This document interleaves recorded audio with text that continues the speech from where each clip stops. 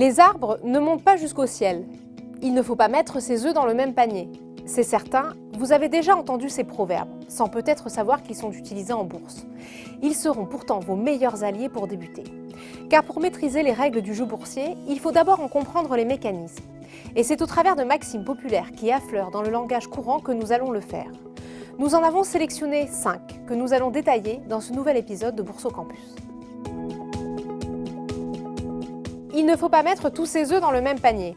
La citation est d'ordinaire attribuée au personnage de Don Quichotte. Ce proverbe, devenu populaire dans l'univers de la bourse, signifie qu'il ne faut pas engager ses ressources dans la même affaire. On ne le répétera jamais assez. La diversification reste le moyen le plus sûr de se protéger des fluctuations de la bourse.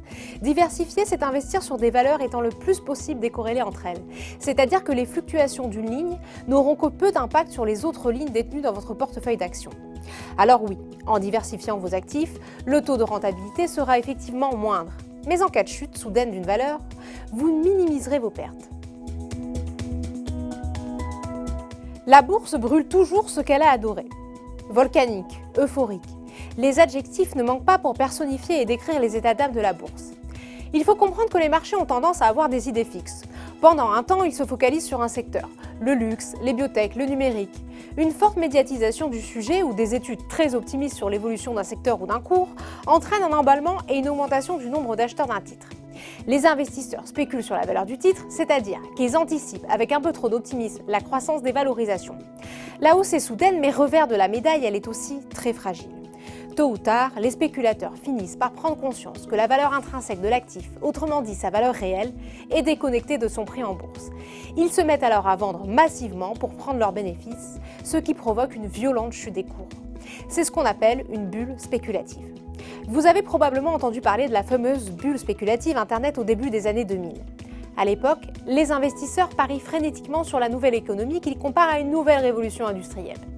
Rien ne semble arrêter les valeurs montantes du S&P 500. Et puis, la chute est brutale. Plus récemment, on pourrait citer le phénomène Tesla. L'action du constructeur américain de véhicules électriques n'en finit plus de grimper. En 3 mois, le titre a progressé de 146%, puis a finalement rechuté. Gardez en tête que l'excès de volatilité est une composante du marché.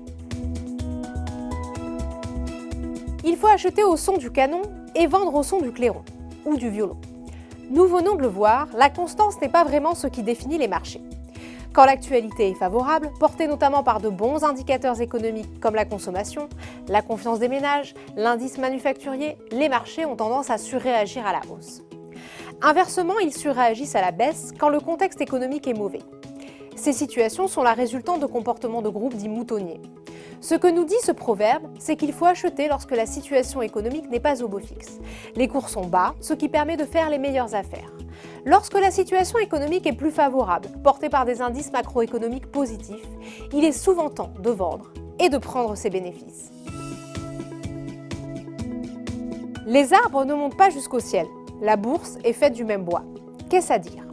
En fait, une action ne peut pas grimper indéfiniment car l'évolution économique n'est pas linéaire. Les cours répondent à une logique cyclique.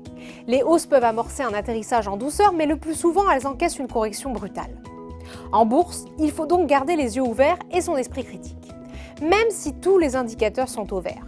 Même si vous avez la tentation de croire à la poursuite de la hausse d'une action que vous avez en portefeuille. Ne vous faites pas avoir. Les psychologues ont très bien conceptualisé ce mal dont les investisseurs sont souvent victimes. Ils appellent cela le biais de confirmation. En bourse, cela revient à ne regarder que ce qui est positif. Nokia, ça vous dit quelque chose? Il y a un peu plus de 10 ans, Nokia était une des plus belles valeurs technologiques. Il pesait plus de 100 milliards d'euros en bourse. À l'époque, 4 téléphones sur 10 vendus dans le monde sont des Nokia. Et alors que rien ne semble pouvoir détrôner le géant mondial, ses rivaux mettent les bouchées doubles pour innover. On connaît la suite. L'arrivée de l'iPhone en 2007 et la chute d'un leader qu'on croyait invincible. Sell in May and come back in October. Autrement dit, vendez en mai et revenez en octobre. Né à Londres dans le fameux quartier des affaires de la City, ce proverbe laisse à dire que les performances des actions auraient tendance à être meilleures sur la période de novembre à avril, comparativement à la période s'étalant de mai à octobre où elles sous-performent. Pour expliquer ce phénomène de la saisonnalité boursière, il faut comprendre que les anticipations de bénéfices sont fortes en fin et en début d'année. On peut aussi mettre en avant la psychologie des dates chez les investisseurs. L'été et la bourse ne font pas bon ménage. Les volumes échangés l'été sont faibles, ce qui favorise la volatilité et les à-coups du marché. Rappelez-vous des corrections boursières de 1990 par exemple, avec Saddam Hussein qui envahit le Koweït. Les indices boursiers chutent alors lourdement. Ou en 2011, quand la crainte d'une récession mondiale pénalise fortement les indices. Pour savoir si l'adage est vraiment pertinent, de nombreux analystes se sont penchés sur le sujet. Une équipe a notamment étudié l'évolution des cours depuis 1970. En moyenne, la performance annualisée des actions mondiales est ressortie à 1% de mai à septembre et à 19% de novembre à avril. Il faut toutefois rester nuancé.